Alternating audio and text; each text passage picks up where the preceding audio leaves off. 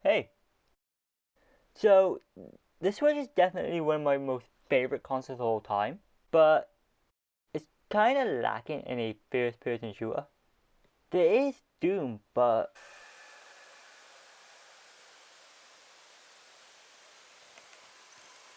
there's not very much for this, is it? I guess the next best thing will be that. Let's see how bad it is. Now, first thing you should know about a new game is the fact that the servers will always be bad. This is no exception to it. This suffers so much from the servers being so bad at the time of its release that I actually was able to play another game during the time I was downloading it. Even after playing Doom, I was still waiting for the servers to actually load, and out of the sheer boredom, I decided to go on Netflix and watch The Disastrous Life of Psyche K.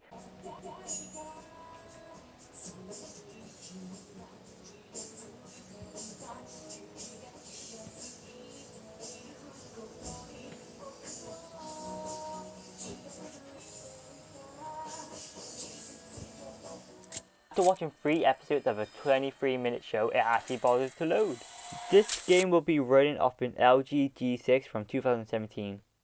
Like me, you grew up with the Call of Duty series, then you also had to witness the series being killed by Activision's greed. When I first heard about a Call of Duty mobile game, I was rather surprised, mainly due to the lack of support on Nintendo Switch by Activision. If Activision doesn't support the Nintendo Switch, which is a portable handheld game console, then surely they wouldn't have brought out a mobile game. But here I am, completely wrong. First heard about this mobile Call of Duty game from Spawnwave when he was covering GDC 2019. And make sure you subscribe to him for all your gaming news. I did see the E3 press conference for this game, and they did say there's a possibility of a Switch port, but their main focus is on iOS and Android. Now, I want to make sure that you get this in your head right now, and this game definitely takes inspiration from the Modern Warfare series. You could tell from the look of it, it takes from Modern Warfare 2's trailer, which is showing right now, and in the gameplay and everything, you could tell they took some map from games such as Black Ops and remade them in the Unity engine. Now the textures are definitely a lot better, but as you can tell, the actual colors aren't actually that good. Having the game controls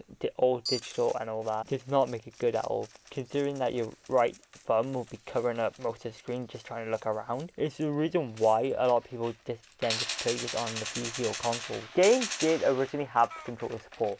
However, they removed it in the actual release. This could be due to the fact that a lot of people with controllers had the advantage over the people who were using just touch control. And I can see that happening, to be fair. As you can tell, I'm doing alright, but when you first actually have the game, you have the option of just aiming and it fires automatically. But I did not like that. I'd much rather have a dedicated button to shooting. And that's due to the fact that I'd much prefer having a controller for games like this. I'm in a controller for dedicated shooting games like this, like first person shooters need that.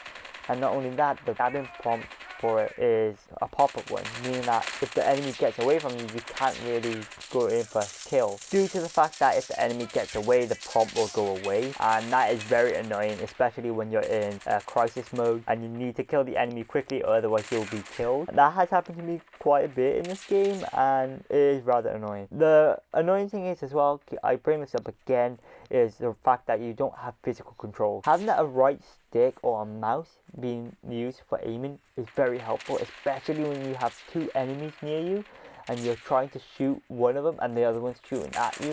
So if you kill enemy A, the enemy B will get you otherwise. And you can't really go in for a quick swap around for your secondary, mainly because of the fact that it's a touch control and you have to move the thumb away. You do have the occasional rather weird stop aspect where your character is moving one moment, it freezes, then you go again, or a texture just randomly doesn't load properly and then it loads quickly.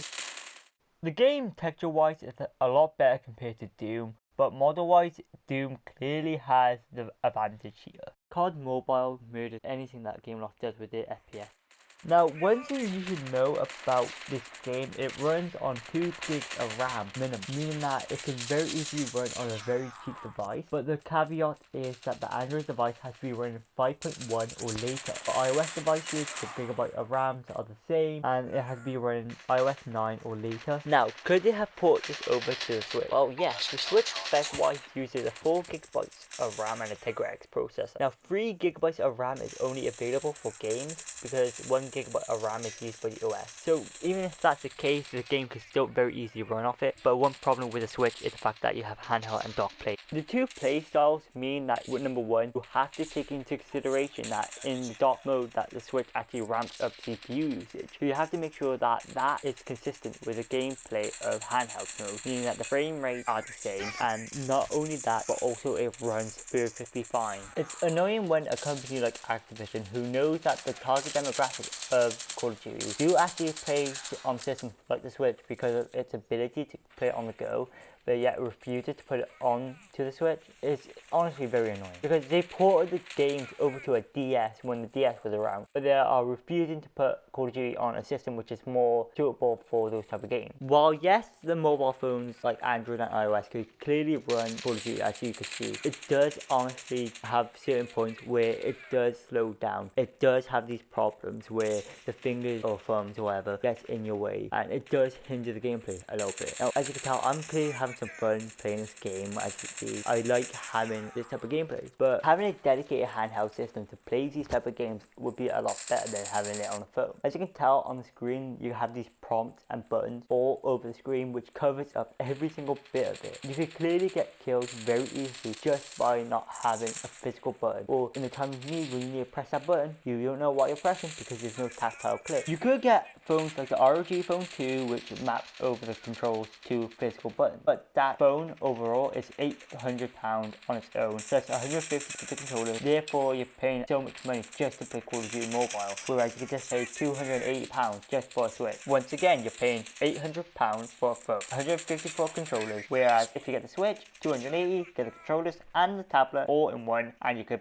just pay extra money for a game, or you could just get the Switch Lite for 200. The ROG phone runs Android, meaning that most of the time that games won't be actually tailored towards that system, because you have to take into consideration that the fact that there are other Android devices that this game needs to run on. Whereas a game system like the Switch will stay around for 7 to 8 years, making it easier for developers to understand the system. The game does remind me more of a 6th generation console game with just higher resolution textures really. That's the limitation that phones are at the moment. So comparing that to a Switch game like Overwatch or Doom, it's clear that it's not on the same level. Now that we got the gameplay out of the way, it's time to talk about the UI. When you first open the game, you get your daily login rewards and stuff like that. Now I sped this up a little bit because I had a problem with connecting to the servers, but you do get some random items here and there with your daily login reward. After you get your daily login reward, you're bombarded with prompts for buying the microtransactions and stuff like that. As you can see, there's no campaign. So let's talk about what you get on the screen. On the left hand side, you got this entire mess. You got your things saying your level, your ID name and whatever. You got the things saying the battle pass, or what tier you are, blah blah blah. You got the challenge prompt thing, you got your voice chat thing, and then you got this icon for microtransactions, aka known as the shop. On the top of the screen, you have your settings, your friends, messages you'll get, and all sorts. Next to the settings, you have the Wi-Fi connection and your battery life. Then right at the bottom, you have your layout, clan, rank multiplayer, and leaderboard. Then you have your feature play things, which are your zombies, multiplayer standard one, and then battle royale. Then you have a quick play for whichever setting you use most. Settings you can set whether or not you want a manual press for shooting or automatic. You got that same thing for battle royale. Then you have the thing for say your quick run, your aim assist, fast throw grenade, fifth joystick and stuff like that. You have the same settings for battle royale. Now we got on to the important bit, graphic quality and frame rate. Now obviously I have it set at medium because high frame rate and low graphics for some reason mess up with my phone, so medium all around my go-to. You do have your audio settings such as master volume, UI volume, sound effects volume, music volume, and so after that you have your sensitivity, so if you want to mess with that you could. There's a lot of stuff that you can mess with, but I wouldn't personally because that's not my thing. I don't like messing with that. Then you have your battle royale settings for driving. You also can mess with the settings that you have for the loot that you get when you first drop into the game. Honestly, I don't really see a point in the battle royale mode, but if you guys like it, you have it. You also have your quick message options, language options, and other, which is whatever. You are able to custom out your layout like you do in the regular game. You're also able to unlock certain things such as equipment and other stuff. With the layouts, you have to level up to get more of them, and that also includes getting the perks, the guns, and add-ons to the guns, smoke bombs, flashbangs, and this also includes your special, which will be either a submachine gun or a flamethrower. The Battle Royale care package guns you can mess with cards you can use, you can mess with the skydiving wings you can use, and you get loot boxes which you can obtain. If I had to say one problem is with this game is the fact that there's no physical controls, and on Android there are devices which you can map physical controls to, so you do often times have a disadvantage against certain players, so that's sad. The Nintendo Switch version will have a bigger real estate for the screen, and your controls will be right on the side, so you won't really get in the way, and you have it on the TV as well. Overall, this game gets an 8 out of 10 from me, and that's quite good. I would say to get this game, but I say if you want to get it, but if you'd much rather wait for a Switch version, wait. If this doesn't interest you in the slightest, then wait for the Modern Warfare reboot. Thanks for watching, and I'll see you guys next time. ご視聴ありがとうございました。スマホのみんなは画面下のボタンから、PC のみんなはこちらからチャンネル登録おねさーす。はい、みんな登録してくれてありがとう。そして登録しなかったそこのお前、今からお前んち行くからな。